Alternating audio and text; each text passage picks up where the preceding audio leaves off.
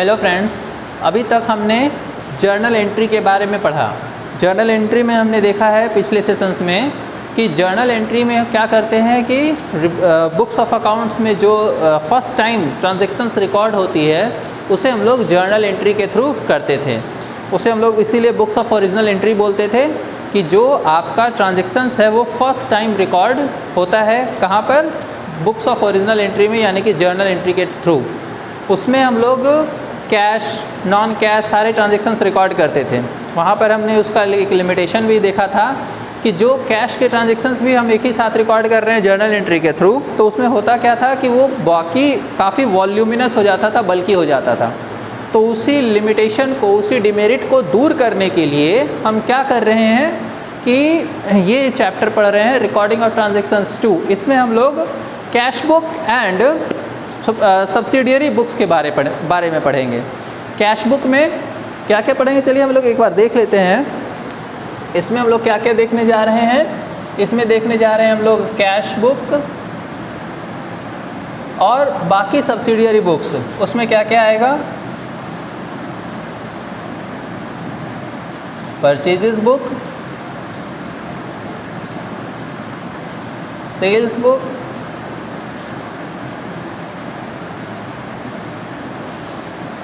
Purchase return book and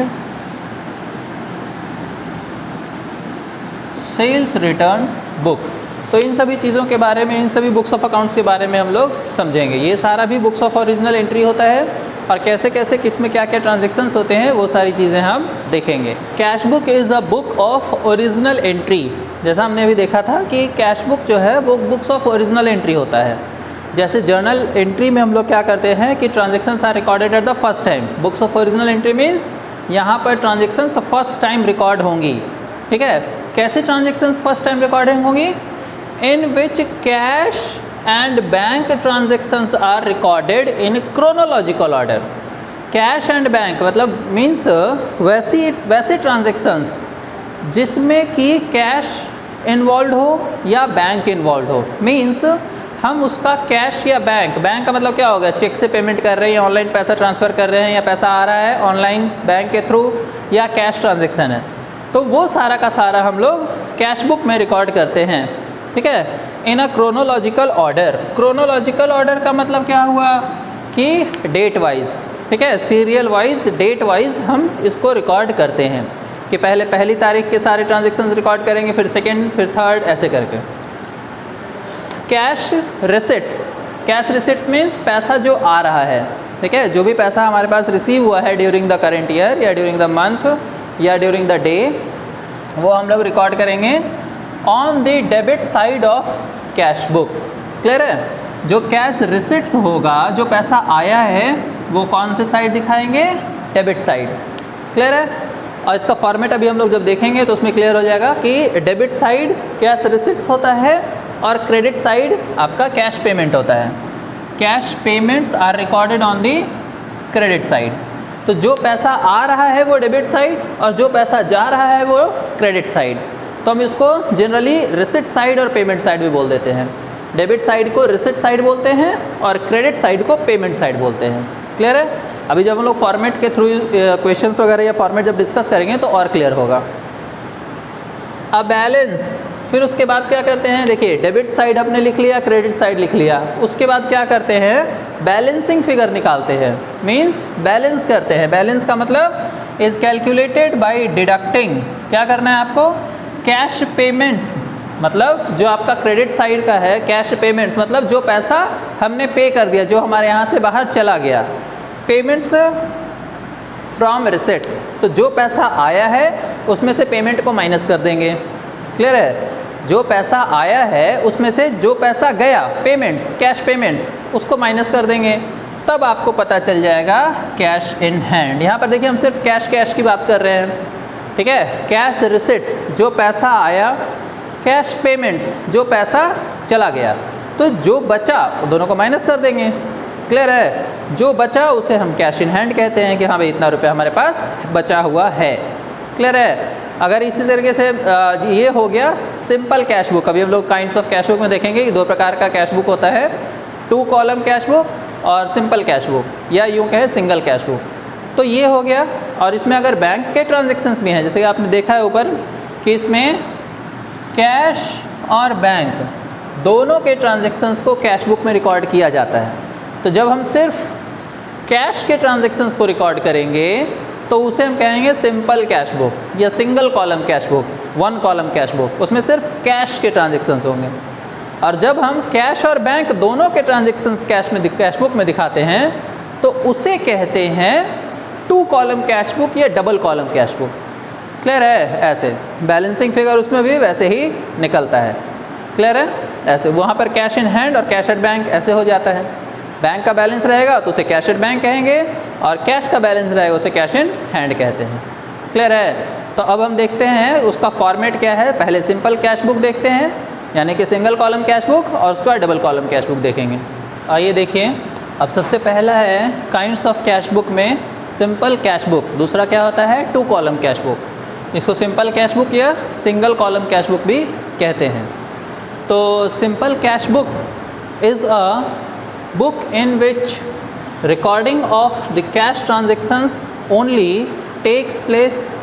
On the left hand side cash receipts are recorded and on the right hand side cash payments are recorded। जैसा हमने पहले भी discuss करा था, बिल्कुल वही चीज़ है।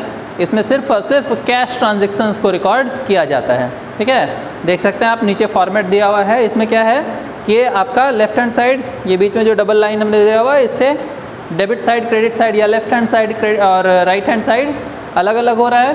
तो इस साइड में हम सिर्फ और सिर्फ क्या रिकॉर्ड करते हैं? Receipts, cash receipts.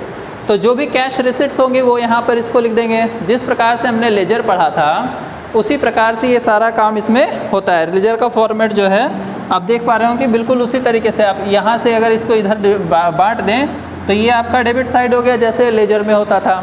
यहाँ पर आपका ये क्रेडिट साइड हो गया जैसे लेजर में होता था। क्लियर है? तो ये डेबिट साइड में या रिसिट साइड, इसीलिए इसको हम लोग बोलते हैं रिसिट साइड कहें या डेबिट साइड कहें। यहाँ पर सारा जो भी पैसा आया है उसको रिकॉर्ड कर लेंगे, और यहाँ पर जो भी पैसा गया है पेमेंट उसको रिकॉर्ड कर लेंगे। क्लियर है? आइए अब देखते हैं डबल कॉलम कैश बुक। हमने अभी सिंपल कैश बुक या सिंगल कॉलम कैश बुक में क्या देखा कि उसमें हम सिर्फ कैश ट्रांजैक्शंस को रिकॉर्ड करते हैं। कैश बुक के डेबिट साइड में यानी कि रिसिट साइड में हम कैश रिसिट्स रिकॉर्ड करते हैं। मींस जो भी पैसा कैश के फॉर्म में हमारे पास आया है वो सब रिकॉर्ड करते हैं। और पेमेंट साइड में क्या करते हैं, यानी कि क्रेडिट साइड में क्या करते हैं कि जो कैश का पेमेंट है, जो पैसा हमारे यहाँ से जा रहा है उसे रिकॉर्ड करते हैं। ठीक है? अब डबल कॉलम कैश बुक में क्या होगा कि इसमें कैश के ट्रांजैक्शन के साथ साथ बैंक का ट्रांजैक्शंस को भी रिकॉर्ड करेंगे। क्लियर है? इसमें क्या होगा वो देखते हैं। It is a cash book which has to columns on each side of cash book. Means जो कैश बुक का फॉर्मेट होता है बिल्कुल जैसे लेजर की तरह हमने अभी देखा, वो उसी की तरह होता है। ये जैसे हमने देखे नीचे फॉर्मेट भी दिखा रखा है कि format of cash book two column. इसमें क्या है, डेबिट साइड क्रेडिट साइड, तो ये दो साइड है, तो दो साइड इसमें होता है। One two record cash transactions, एक में क्या करते, देखिए दो कॉलम है कैश और बैंक, इस साइड में भी और इस साइड में भी कैश और बैंक। तो ये कह रहा है कि cash book which has two columns. Two columns कौन कौन सा, ये वाला कैश और बैंक। बाकी तो जो होता है अपना वो है ही। Two columns on each side of cash book, तो ये दोनों साइड में देखिए कैश बुक के डेबिट और क्रेडिट दोनों साइड में दो दो कॉलम है, कैश बुक और ये कैश और बैंक का। One two record cash transactions, तो ये कैश वाला जो कॉलम है इसमें और इसमें, ये दोनों साइड जो कैश का कॉलम है इसमें सिर्फ कैश के ट्रांजेक्शन्स रिकॉर्ड होंगे, जैसा हमने सिंपल कैश बुक में देखा था बिल्कुल वैसे ही कि ये इस साइड में पैसा आएगा, रिसिट होगा तो वो रिकॉर्ड करेंगे, पैसा जाएगा रिकॉर्ड करेंगे यहाँ पे। दूसरी बात कि and another to record bank transactions, दूसरे वाले कॉलम में ये जो बैंक वाला कॉलम है इसमें बैंक से रिलेटेड जो ट्रांजेक्शन्स हैं कि चेक के थ्रू पेमेंट हुआ, चेक के थ्रू रिसिट हुआ, ठीक है, ऑनलाइन ही ट्रांसफ़र बैंक में आ गया, एटीएम से किसी ने पेमेंट करा हमारे अकाउंट में आया, तो मतलब जिसमें बैंक इन्वॉल्व है वो वाला ट्रांजेक्शन यहाँ पे आएगा। क्लियर है? Receipts of cash and bank are recorded on the receipt side. और डेबिट साइड, ये रिसिट साइड को ही हम लोग डेबिट साइड भी कहते हैं, हमने अभी सिंपल कैश बुक में भी देखा था। और payments of cash and bank are recorded on the payment side और क्रेडिट साइड। तो ये रिसिट साइड को ही हम डेबिट साइड कहते हैं और पेमेंट साइड को क्रेडिट साइड कहते हैं। क्लियर है? बैलेंसिंग ऑफ, अब सारा ट्रांजेक्शन हमने रिकॉर्ड कर लिया, फिर balancing of both sides is done to arrive at cash in hand and cash at bank at the end of the period. Suppose हम ये कैश बुक जितने भी पीरियड का बना रहे हैं, सपोज 1 महीने का बना रहे हैं या 1 साल का बना रहे हैं, तो वो ईयर एंड का जो कैश इन हैंड, तो ये कैश के कॉलम को हम बैलेंसिंग फिगर करेंगे तो कैश इन हैंड आ जाएगा। लास्ट में लिखाता है जो CD, क्लियर है, बैलेंस CD जो लिखाता है वो। और बैंक के ट्रांजेक्शन में जो बैंक कैश एट बैंक है वो आ जाएगा बैलेंसिंग फिगर। बैलेंसिंग फिगर हमने करके पहले भी करने देखा है, कैसे होता है कि ये डेबिट साइड या रिसिट साइड का टोटल कर देंगे और क्रेडिट साइड का टोटल कर देंगे और माइनस कर देंगे। मीन्स इस साइड के टोटल को इस साइड के टोटल को इस साइड के टोटल से लेस कर देंगे। क्लियर है? तो फिर आपका कैश इन हैंड आ जाएगा। और वैसे ही बैंक अकाउंट का भी, अगर हम इस साइड के टोटल को इस साइड के टोटल से माइनस कर देंगे तो कैश एट बैंक आ जाएगा। अगर ये वाला साइड टोटल ज़्यादा है कैश इन हैंड में, तो मतलब कैश कॉलम में, तो हमेशा यही वाला साइड ज़्यादा आएगा। यानी यूँ कहें कि सिंपल कैश बुक का हमेशा डेबिट बैलेंस ही आएगा। क्लियर है? और बैंक के केस में क्या है कि बैंक का डेबिट बैलेंस क्रेडिट बैलेंस कुछ भी आ सकता है। क्लियर है? तो बैंक में क्या होगा कि बैंक का डेबिट साइड का टोटल अगर क्रेडिट साइड के टोटल से ज़्यादा है तो इट विल कॉल्ड बैलेंस, ये डेबिट बैलेंस या फेवरेबल बैलेंस या पॉजिटिव बैलेंस। ठीक है?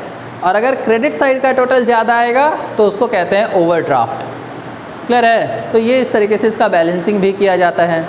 ओवरड्राफ्ट में क्या होता है कि क्रेडिट साइड का टोटल ज़्यादा आता है, मीन्स हमने पैसा उधार ज़्यादा लिया हुआ बैंक से, ओवर ड्रॉ किया हुआ है, ओवरड्राफ्ट फैसिलिटी ली जाती है बैंक से और वो हम ले करके पैसा ज़्यादा हम पेमेंट कर चुके हैं। क्लियर है? तो उस केस में यहाँ पर क्रेडिट बैलेंस भी आ सकता है बैंक में। लेकिन कैश कॉलम का कभी भी क्रेडिट बैलेंस नहीं आ सकता। वो हमेशा हमारे पास जितना पैसा रहेगा उतना ही खर्च कर सकते हैं, उससे ज़्यादा नहीं। जितना पैसा कैश इन हैंड मेरे पास रहेगा उससे ज़्यादा का पेमेंट हम नहीं कर सकते। लेकिन बैंक में ऐसा हो सकता है कि हम क्रेडिट पर, मतलब बैंक ओवरड्राफ्ट फैसिलिटी हमने ली हुई है तो उसमें पेमेंट हम ज़्यादा भी कर सकते हैं। जैसे क्रेडिट कार्ड से हम पेमेंट करते हैं और मतलब खर्च करते जाते हैं और उसका बिल बाद में भुगतान करते हैं, वो चीज़ है। क्लियर है?